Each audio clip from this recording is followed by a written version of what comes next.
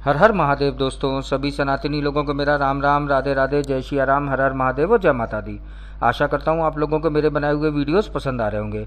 दोस्तों अगर आपने मुझे अभी भी सब्सक्राइब नहीं किया है तो अवश्य करें। जो लोग भी मेरे इन वीडियोस को देख रहे हैं उन पर भगवान भोलेनाथ अपनी कृपा बनाए रखें।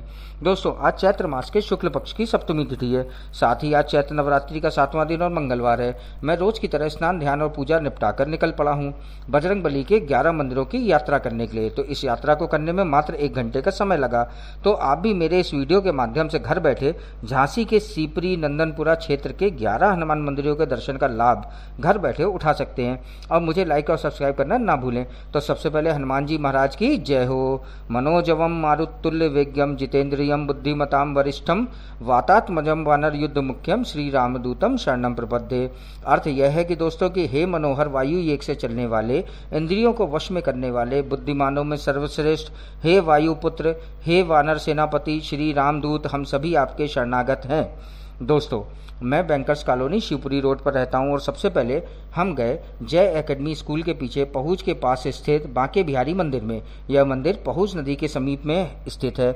वर्तमान में यहां भागवत कथा का आयोजन चल रहा है। मैं इस मंदिर में आपको नर्मदेश्वर भगवान के मंदिर के साथ ही राधा कृष्ण, माता रानी और बजरंगबली के मंदिरों की प्रतिमा आपको मिल जाएगी। और यहाँ जाकर मुझे इन सभी मंदिरों के दर्शन करने का सौभाग्य मिला। यह मंदिर आलाघाट मंदिर के सामने नदी के दूसरे किनारे पर स्थित है। तो सबसे पहले हम लोग इस स्थान पर गए और दर्शन पूजन का लाभ उठाया। फिर हम वापस सीपरी की ओर चल पड़े और हमें मिला हमारे घर के ठीक सामने स्थित प्राचीन हनुमान जी का मंदिर, जिसे स्थानीय लोग मनोज चतुर्वेदी के मंदिर के नाम से जानते हैं। ये पीर हरणजू महाराज हैं और सारी पीड़ाओं का अंत कर देते हैं। इस चमत्कारी मंदिर में दिव्य दर्शन करने के बाद हम लोग आगे की तरफ बढ़े। तो यहाँ तक आके हमने 2 मंदिरों में दर्शन पूजन कर लिया था। इसके बाद हम बढ़े आवास विकास तिराहे को पार करके हमें मिला रसबहार कॉलोनी के गेट के निकट में स्थित हनुमान जी का मंदिर। दोस्तों क्या स्वरूप था। भगवान जी का मुख बिल्कुल लाल था। और यहाँ पर इस मंदिर के पीछे भी एक छोटा सा मंदिर है जिसमें देवी माँ और शिव शंभू विराजमान है। सामने ही एक छोटी सी दुकान पर आप प्रसाद और माला फूल ले सकते हैं। तो इस मंदिर में दर्शन पूजन करके हमें तो अत्यंत ही आनंद की अनुभूति हुई। तो भगवान जी से विनती करके हम लोग आगे बढ़े। फिर हमने सीपरी के फ्लाईओवर से बाएं हाथ का रास्ता लिया और हमें मिले हमारे चौथे हनुमान जी। जी हाँ दोस्तों, छोटी माता के इस मंदिर के बाहर ही हमारे चौथे भगवान जी स्थापित हैं। ये मंदिर मसीहागंज में आता है और रोजाना यहाँ पर लाखों लोगों की भीड़ होती है। यहाँ माथा टेकने के बाद हम आगे बढ़े। तिराहे से बाईं ओर मुड़कर हम पहुंच गए कारगिल पार्क के चांदमारी हनुमान जी के दिव्य दर्शन के लिए। यहाँ पर बहुत सारे भगवानों के मंदिर आपको मिल जाएंगे। आपको सारे मंदिरों में दर्शन करना चाहिए ही चाहिए। यहाँ दर्शन करने के बाद हमने देखा कि बगल में ही एक प्राचीन गुफा है और ये गुफा वाले हनुमान जी भी अत्यंत ही विशालकाय हैं। यहाँ पर दर्शन करके तो हमें बड़ा ही आनंद आया। इसके बाद हम बढ़े आर्य कन्या चौराहे से।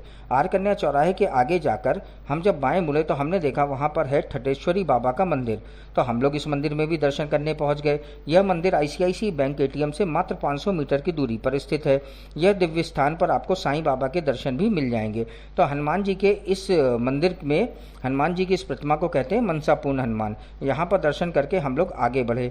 इसके बाद हम लोग टंडन रोड से बाहर की तरफ आए और वापस शिवपुरी रोड पर आवास विकास की तरफ बढ़े तो हमें मिले श्री श्री 1008 रघुनाथ जी मंदिर, जो कि बहुत ही प्राचीन है और एक दिव्य स्थान है। यहाँ पर एक छोटी सी हनुमान जी की प्रतिमा विराजमान है। इनके दर्शन पूजन का हमने लाभ उठाया और जैसे ही हम निकलने वाले थे कि हमारी नज़र सामने रघुनाथ जी के इस ठीक मंदिर के सामने स्थित 1008 गोपाल जी के मंदिर भी पड़ी, जिसमें एक दिव्य हनुमान जी की प्रतिमा है। इनके दर्शन पूजन का हमने लाभ उठाया, भगवान से विनती करी और इसके बाद हम वहाँ से आगे बढ़े।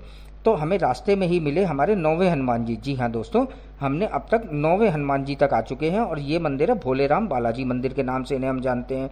इनके दर्शन पूजन करके हम पहुँचे रतन कुआं मंदिर के हनुमान जी के बारे में। तो जी हाँ दोस्तों, रतन कुआं के इस मंदिर में हनुमान जी का बहुत ही दिव्य स्वरूप है। यहाँ पे हमने हनुमान जी को माला चढ़ाई और वहाँ पे दर्शन पूजन किया और उसके बाद हम अपने पहुँच गए आखिरी मंदिर पर, जो कि है जौहरी के हनुमान जी। जी हाँ दोस्तों, सीपरी का जो फ्लाईओवर है इसके अंत जहाँ पे होता है वहीं पर ये जौहरी के हनुमान जी स्थापित है। पहले इस स्थान को कलारी कही जाती थी। तो इसी के सामने स्थित ये जौहरी के हनुमान जी के दर्शन पूजन का हमने लाभ उठाया।